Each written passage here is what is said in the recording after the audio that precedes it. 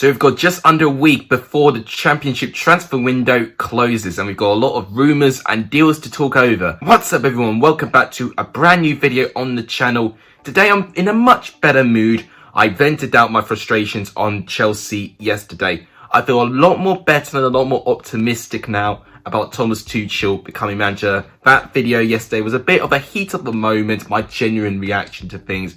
I'm a little bit more calm about the whole idea of him coming in now. So, who knows, he could turn out to be a success, but enough about that. We're talking about championship transfers today. We've had a few confirmed deals. Last time I did my transfer video exactly a week ago today. And we're going to talk about 10 rumours this time. If you guys like what you want to see more championship content, please make sure to do give this video a like. It will be tremendously appreciated. 10 likes for this video would be fantastically appreciated. If you can subscribe, it would also really make my day. Let's push to 400 subscribers as soon as we can, and please share my channel and this video to as many people as you like. But without any further ado, let's go through my reaction to the confirmed transfers that have taken place since my last video. So the first one I actually forgot to mention was Richard Keough. Huddersfield managed to get Richard Keough, the centre back from MK Dons, of course formerly a Derby player, but he was involved with some controversy following that he had a terrible knee injury following a car crash. But he has returned to the championship with Huddersfield Town, and to be fair to him, he has done all right in that centre-back position. It looks like for Huddersfield, they're going to have a centre-back partnership of Richard Keough and Naby Sarr, which actually looks a pretty decent partnership.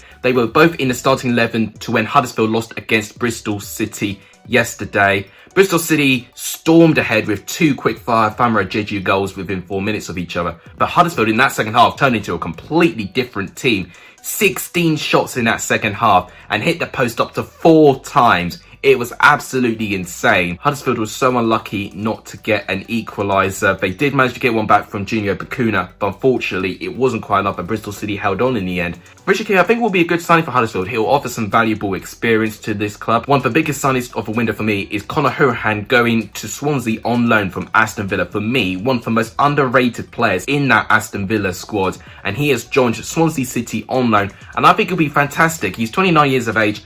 His set pieces are of top quality. I'm really excited to see how he does on that. Birmingham managed to obtain Riki Harper from West Brom, 20 years old, the centre midfielder.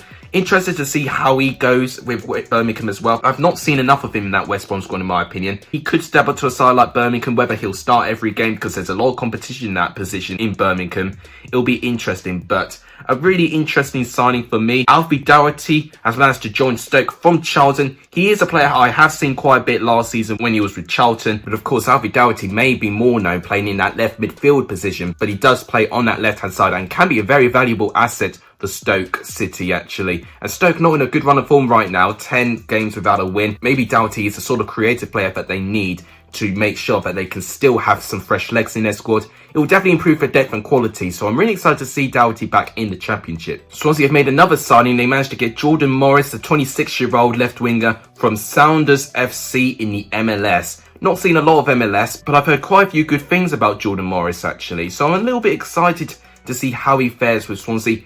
I don't think we're going to see too much of him in my honest opinion, following for how good their front three is already for Swansea.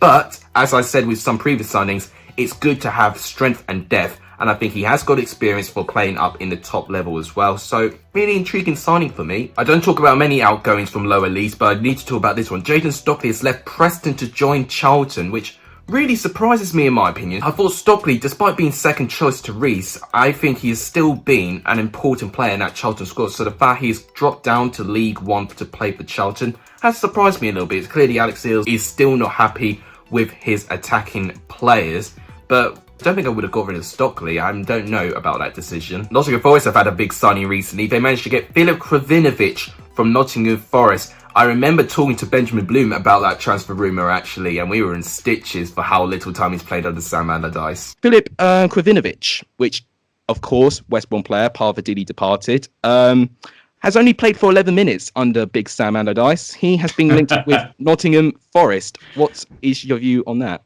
It just made me laugh when you said that. Like the least Big Sam player you could possibly 11 minutes. imagine ever. But nevertheless, I do think going back to the championship will suit him. He'll definitely get some more game time under Nottingham Forest.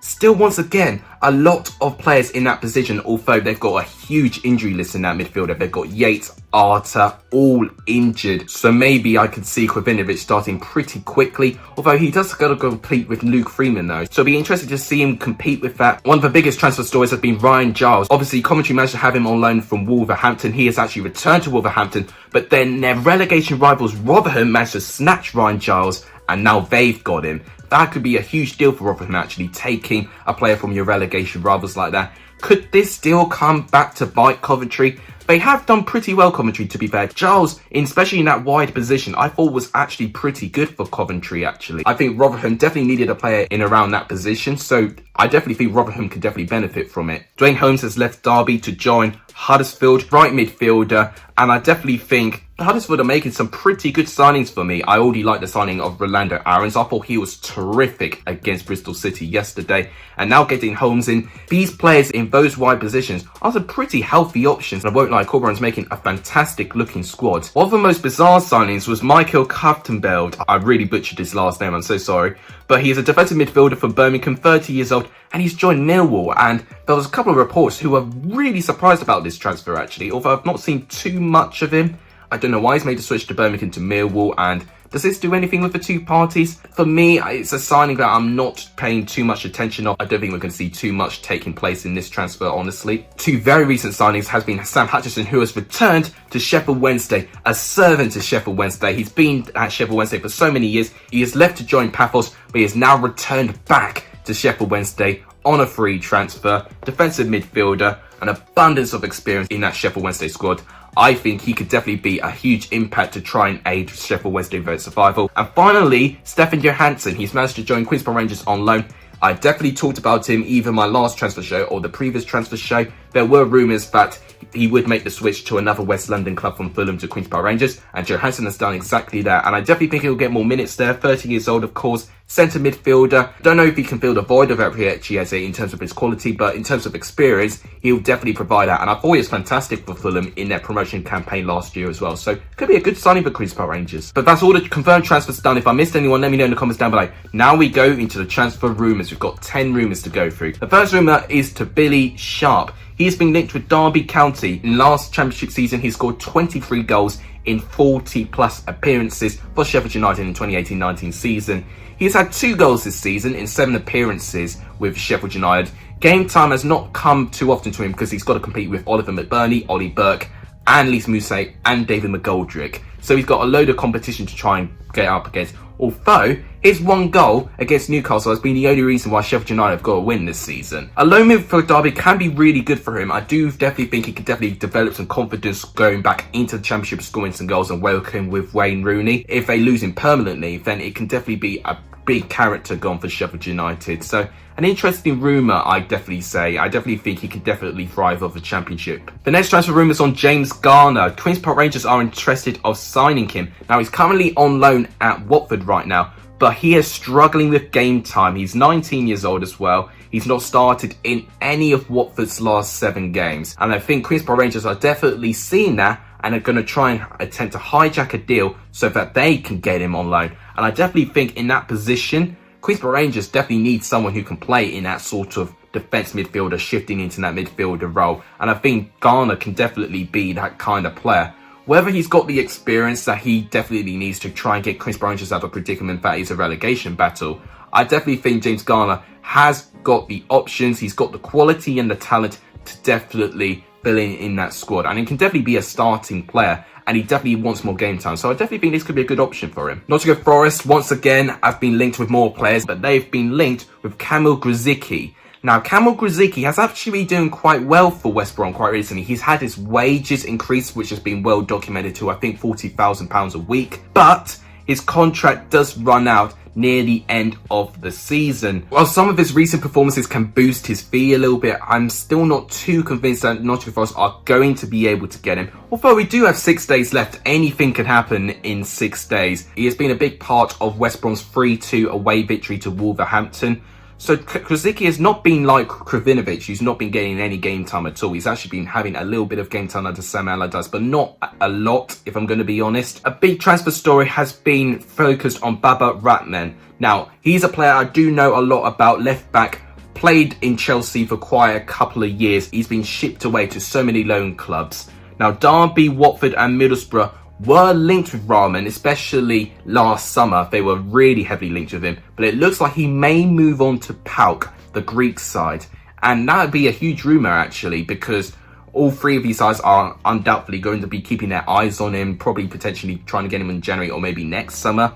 But if PAOK are able to get Rahman, it's definitely going to cut any option of him going down to the Championship. So, interesting rumour, actually, and I could see this transfer taking place, actually. Now, one of the recent bits of news I got just minutes ago before recording the video is Celtic really trying to tie up and finish this Ben Davies deal as soon as they can. Now, out of any of the Preston players that have got very few months left in their contract, Ben Davies is the one looking more likely to leave in January. Apparently, Alex Neil has managed to offer the player a club record deal to extend his stay. So they're clearly trying hard, Preston, to try and keep Ben Davies with his heart at Preston North End. He's still a relatively young centre-back with a lot of quality to give. And maybe a move to Celtic, maybe one move too many that he can turn down. Bournemouth have actually emerged within the competition with Celtic to try and get Ben Davies as well, which has been another developing story that's happened recently as well. In my opinion, unfortunately, despite the money offers that they have, I think for Preston fans, they will lose Ben Davies in January. 6 days especially, I think they could definitely figure out something by that time. It's just a question whether it's Celtic or Bournemouth. I do think Celtic's going to be more likely for Ben Davies, but Bournemouth being a bit interesting emerging into the race a little bit. One rumour that may be confirmed later today or the next couple of days is on Joe Walsh. He is definitely, undoubtedly on his way out of Gillingham. The boss of Gillingham has actually confirmed that Joe Walsh will be leaving to join the Championship side. He has been linked with Queen's Park Rangers. They're closing in on a £500,000 deal for the goalkeeper. And we've been hearing he may sign a 2.5-year deal as well, which I think could be an interesting signing. Of course, Dieng in goal has been a fantastic option, but they have lost Joe Lumley following contract disagreements, so he can definitely be a fantastic backup. Or Warburton could switch in between and could definitely figure out who is going to be the number one goalkeeper. Although I have to say, Dieng has pleasantly surprised me this season. Mill have been linked with Ryan Porteous, 21-year-old defender from Hibernian. Not seen too much of him, but I know Hibernian are having a fantastic season and he has featured a lot for Hibernian. So definitely a highly rated defender in the Scottish League. Of course, moving from the Scottish League to the Championship is quite a jump, but I could definitely see him being a very well-disciplined player. So maybe a team like Millwall could be a fantastic signing for him if he does choose to go down to the Championship. A very intriguing rumour I've found is on Nathan Collins, and it seems that Burnley are interested in signing him and offering around a £4.5 million offer, but apparently that was rejected by Stoke City. Whether Burnley will try again is another question, but it's been an interesting rumour. 19 years old, and apparently Arsenal have also been a little bit interested as well, although they have just confirmed the signing of Odegaard from Real Sociedad. So I'm not sure if they are going to pursue for someone like Nathan Collins now, but it's interesting regardless. I think Burnley can definitely try again, maybe increase the fee, maybe up to 7 million or something. That could definitely appeal to Stoke City a little bit more. And Collins has been an important player for Stoke City this season, so they'll definitely be reluctant to let him go. A Turkish side, which I'm not going to be able to say, Başakşehir Izmirspor. I don't know if I've even come close to saying that right.